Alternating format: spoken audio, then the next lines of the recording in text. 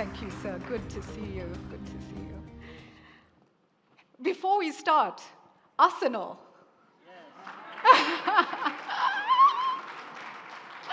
How are you feeling? Yes, feeling good. You're feeling good. You're feeling good. You know, you saw this early. I saw it coming. You saw it coming. What did you see? Take us through this journey. And it's been sport generally. It's even been in you understanding the importance of the ecosystem outside of Africa to draw people into Africa, number one. And then, of course, you've done everything you've done here in Rwanda. What did you see and why was it important? Well, first of all, sports of different kind is important in as far as it attracts people. People feel good about it. They are part of it. The talent is drawn into all that. And then it goes wider into a society that benefits from it. Now you can see how sports is not just about talent and how it plays out. It's also growing in a much wider sense that it requires investment to develop that talent far and wide. And then it benefits also those who invest their money and their time. So Rwanda has been a host, primary host location for BAL for quite a while now. As we look forward and the investors are sitting in this room and they're asking themselves, why should we bank on this? Why should we lean in? What is the plan? What should they know about the strategy? Well, the strategy is such that it proves itself. We thought about investing in this area of sports and associated areas. In the end, as time passes, the benefits come out and the people see, and so to speak, there has been a proof of concept and strategy itself that things invested in this manner will definitely benefit the talent, countries, societies. So you need to start doing it, and then people will see it, and they will understand what it means, and they will also find a connection with that. Right, and it's everything from well-being, sports, actually young people having the vision, getting into the sport. It's the tourism, and we've seen the example in the tour we did yesterday really showed us the ecosystem, the power of the ecosystem. It's really everything. It's also the consumer experience. You know, it attracts even people who originally were not so attracted to any sport will find other things around the sport that they connect with, and then eventually may connect with the sport. So it's a much broader thing that benefits society. It's part of life that we live in every day. You find events associated with that. There's entertainment, there are different things. All this is about what people come to enjoy in the end. You've been rallying other African presidents as well, explaining the importance of this. What are they saying back to you? Well, it's not so much, as I said, we started something here with the different partners, a number of them who were you invited to stand to be recognized by the audience, which is the right thing, because we have not done it alone, we couldn't do it alone. Even the idea itself, the origin of it, came with the partnerships we have forged with the different people across the world. And so when we invested, as I said, we wanted to first benefit from that ourselves. Second, we also wanted to tell our brothers and sisters across the continent by seeing what we are doing, but more so by what is being generated from that. They can also do it and maybe do it better. And above all, when countries come together, when leagues come together, when people come together, the benefits are multiplied by a much bigger factor. You don't want to have such a good thing isolated in one region or one country and then another. So the more people that work together, come together, it forms a much, if you will, in business, it forms a much bigger market that makes sense of everything you are doing. Absolutely. The boats rise together, but also the economic value increases and the opportunity increases. Fantastic. I want to come to the floor and take maybe 2 to 3 questions or comments. And I'm going to start. I see you. Acha, you see your hand, please. If there's a mic over there, and I see a hand at the back as well, we can take those 2 first. Thank you so much. Gentleman standing right there. Please introduce yourself for the few who don't know you. Thank you, Julie. Good morning, everybody, and great to be here. Acha Leke, I'm a senior partner and chairman of McKinsey Africa. I do have a question for you, Your Excellency, building on this last conversation you're having with Julie. Because as she said, you were clearly a visionary where you saw sort of the impact of sports, not just as an engine of entertainment, but as an engine of economic growth for your country. And I remember sort of 10 years ago, 8 years ago, when you started even with the deal with Arsenal, people questioned, did it make sense to spend that kind of money?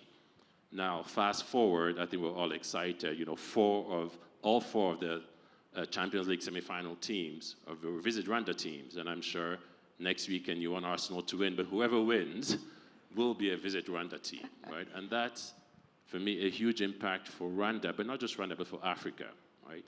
And we've seen a few leaders starting to go down that path, but honestly, it's not enough, right? So you said part of what you wanted to do is use Rwanda as a showcase for other leaders. I would love to understand what else would it take for many more African leaders to, one, understand the importance of sports as an engine of economic growth, but then more importantly, two, to do something about it. Thanks. Thank you. Great question. Yeah. Please, questions. I really don't know much about that because it all depends on the choices people make about what they intend to do. Like, you cannot force upon anybody to do, even if it is the right thing, when they have not chosen to do so. But what we have always tried to do within this area of sports or any other areas,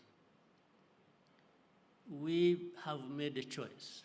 We want to make progress. And there are all these opportunities we can tap into, so we take our chance. Sometimes we take a risk. But in the end, when the benefits of the efforts have come out, first of all, we are happy. We benefited through what we have done and the risks we have taken. But that also proves that whoever else could maybe do a similar thing would benefit in the same way if they chose to do just that. Yeah. Or do it differently, or do it better, and so on and so forth. So I'm not sure what one can do to make it more attractive or a choice that people would take other than showing what is possible and what is beneficial, like we are trying to do. Primarily it benefits us. If anybody chose to say, look, I'm going to try something like this, or different, but it is in that direction that we all want to go. Let me, the question Archer asked is loaded in a sense. It's very important. I'll quickly give you an example, which is bad in a sense of explaining what my limitation in terms of saying what people need to do to benefit. When we started our partnership through Visit Rwanda with the different teams, starting with ALSENAL. And because I'm saying this, making a choice becomes political in a sense, all right? When we did that, not only did some, but these are minority, they didn't understand this. They even went ahead actually to try and undermine it, which became political. But the irony behind all this is that when somebody went out and said, no, you can't do this with Rwanda, this Rwanda is like this, and we are used to that, don't worry about it. We take care of things. So you can't do this with Rwanda, when Rwanda is a bad, name, and so on and so forth. When it didn't work for them, they tried somewhere else to do exactly what the same thing. Yes. They followed the example. Yes, they followed the example and tried somewhere else. Something they were just... but even then, for me, I'm happy that even for that one who tried to undermine it, in the end, saw something in it attractive, that means they changed their mind somehow. Yes. And saw that they were wrong. So therefore, other African leaders, countries, groups, or something to do anything like this that would benefit them has to be a choice. Yeah. And there are examples from which to learn. All of us learn from one another. We've learned things that have guided us to do what we are doing. And so it is in the doing and the success that actually we influence others to follow. It reminds me of another African proverb that I just wrote down. The eyes that have seen the ocean cannot be satisfied by a mere lagoon. So you must show the ocean, and then people follow. There was a hand at the back. There's a lady here. And then also, I believe, Mamo Matekane. We're going to hear from you. We'll try and do as much as possible. Our time is so tight. Yes, gentleman there who had his hand up. And then this way to the lady in red. Thank you. Mike, please. Try again, sir. Yes. Thank you, Your Excellency, Mr. Paul Kagame. First of all, I just want to thank you for your amazing leadership, and also to thank you on the behalf of all the African youth for being a great leader and a great example. My name is Buba Kase. I'm the founder and CEO of Green Right Africa here in Rwanda. And my question for you is, what's your advice to the African youth to focus on in the next 10 years? Thank you. Okay, thank you for that. Let's try and just take a couple more. And then the lady in red first, please, and then we'll try the young man, and then Mamo, I'll come to you. I'm not sure where you're sitting. Thank you. Yes, please. Go ahead, try. Thank you so much. Thank you, Your Excellency. My name is Mamo Matekane. I hail from the mountain kingdom of Lesotho, the very snowy mountain, and I send greetings also from the Prime Minister and the King. I'm very passionate about Rwanda, and I want to thank you so much for the example that you have set for Africa. What Rwanda has built is an epitome of what Africa desires to be. But my question is, how did you get the people of Rwanda interested in wanting what's best for them according to your vision as their leader? And for us sitting in this room to even buy into that same vision and want to continue. As a small country, Lesotho, how do we mimic such an exemplary leadership and also a model that you've built that clearly is winning? Thank you. Thank you Thank so you. much, gentlemen here. And is Mamo here anywhere? That is me. Oh, that That's is, thank Mama you. Watikani. Oh, Mama, you say it so beautifully. You don't say it the way I say it. Wonderful. Thank Apologies. you. Thank you Thank so you. much. Thank you. Thank you. Gentleman right there. Yes. Thank you very much. My name is Kenneth Holland Simmons from Kaiser Chiefs in South Africa. And my question is based around a discussion that was had at the Sports Business Forum in South Africa at the end of last year. We had discussed the importance of quantifying the broader economic impact of sport and tracking those metrics similar to, any other industry that impacts countries. So for me, I wanted to ask, how important do you see that quantification in helping illustrate and demonstrate to countries and leaders the impact of sport, but as well as shifting the perception of sport from a recreation to a real economic driver? Fantastic. I think we'll take the last question first, and also to say there is a socioeconomic impact study that's been done by BAL that we will share at the end. But over to you on that, the quantification of the impact of sport. How important is that to driving behavior change, awareness, and the investment that we need? Yeah, it has a huge impact. First of all, there is a level of imparting this certain level of discipline in people's ways of life and thinking. Sport does that. And like in our case, it brings people together. With our history, tragic history, I'll come to that even later, how the tragedy has had a kind of silver lining in a sense. So people come together when teams are formed, and people hardly go into the grounds or know which tribe, which language, which religion, which this, and then they become a team. In fact, that cascades into other areas. So it unifies. Sports necessarily unifies people. So that is very important. So in this case, for Rwanda's case, which we have seen a lot of benefits, we can see how it has increased numbers in tourism. People want to come to Rwanda. People come for conferences. They come for, indeed, events like this. And when the competitions are happening,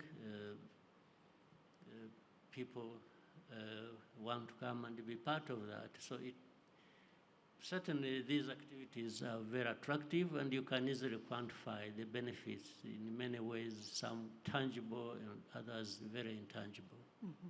Let's come to the other two questions briefly. And, Mamo, and to the young man as well, we could go into that discussion, on Africa, the message to young Africans, and talk for all day. But briefly, what is your message to the African youth? And for Mamo, this, how Lesotho and other countries can take this example and take the vision that you've built. What's the advice you'd give on how we share visions and go in the same direction? And maybe Africa needs that so desperately right now. Yeah, but start with the youth. I think the message is simple. From whatever stage, think about how much you can invest in yourself and how you do that. It depends on what you think you are attracted to, or the capacities you have, or the talent you have. You always want to invest, focus on how do you, starting with you. You don't have to wait for somebody else to come and say, I've seen this. You must start feeling something in you that you can do to develop yourself, and then work with others, even for their benefit as well. So the youth, in this process, there is what is wrong and what is right. Even the youth have to identify what is right that they should be associated with that will benefit them, or what's wrong that they should not associate with. So in that way, the young people develop, and their development is the development of society and the country they belong to. So they must always see themselves as part of what they have to be and part of what they want to do. It doesn't always come, it should never primarily come from outside. It should start from inside. The young people as individuals, but also as a part of the society. Yes, about building a vision that others can follow. How do you do that? How do you build a vision? I think the question from Lesotho. The question, yes. the way I understood it, is very important also. In our case, again, for me, it comes to choices you make. It comes to mindset as well. What do you really want to do for yourself and maybe with others? So in our case, twofold. You know, we have had a tragic history that has brought a lot of lessons to us, to the point that now I don't know of anybody in this country who would want to go back where we have been 30 years ago. And it touched every family, it touched every individual, to the point that I think many spend nights sleepless, trying to think of how to improve themselves. And since it touches many people, it's the whole country that goes to sleep thinking of what they need to do to improve ourselves. So what you can see, that has come from the tragedy, but then that alone cannot shape a society or a country. You have to have also leaders at different levels who must have a sense of direction where they want to go. For example, this country, when we tried to, together all of us in this country, to lift it up from where it was, we also learned the history before that. The people of our country, and I guess the number of other countries on our continent, some people think some parts of the world that are doing well owe them a living, that they will come to them and help them whenever there is a need to be helped. The first thing has not been to say, what can I do for myself to get out of it? So our case, our tragic history, showed that after all, really nobody owes you anything. You are there for yourself. The others can come in later to support, to help, but you have to be there first and foremost for yourself. For yourself. So if you remove this sense of thinking that there will always be somebody out there to come and help you, you know, that's, I don't mean anything negative, but you find even in countries, there is this thing, NGOs, you know. So it's like, oh no, there is an NGO that will come and help. So that already, it means you're operating at 20% of your capacity, if not less. Yes. So, but if you are saying you have it in you to try and do something, then that NGO will be useful. It may be supporting you in that direction. So we have been helped by the tragic history that it woke us up to say what is this? Are we the people who should be like this? Why and why? Second, it really sort of generated a kind of rejection that we can't not be there for ourselves. Yeah. We have to start, and then there are limitations in a sense, but yes, somebody will come and maybe give you a hand to lift you up, but you have to be trying to lift yourself up first. Right. So that mentality is turned into politics. It became a way of life, of politics here in this country, and we are not regretting it at all. Now that moves us really neatly back to the opportunity and how we see the opportunity. And BAL, NBA, and the structures around that have put together what is a sound foundation. We have the players who are, have invested back on the continent again, doing what they can, sound foundation. We will have foreign investors come in, and for any foreign investors who look at Africa, if you do not see the opportunity, you are blind, because Africa, in so many ways, from everything from tech to sport, is the frontier you need to be entering. But does this also give, this franchise opportunity, give African investors, local funds, local people, the opportunity to also be owners? And what message would you have for potential African investors related to this opportunity? Yeah, it's actually just like what we have finished talking about. This franchise model is a huge opportunity, inevitably, no question about it. So there will be, therefore, that opportunity will benefit more those who actually take a chance and invest.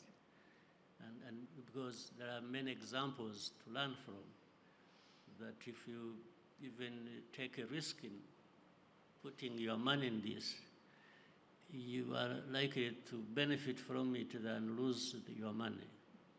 So it's up to the choices now, again, people to make the choice.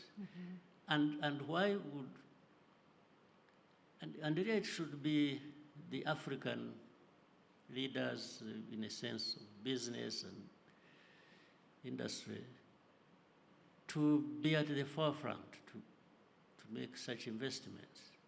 But they can do it they can do so with others from elsewhere in the world. They don't have to do it alone.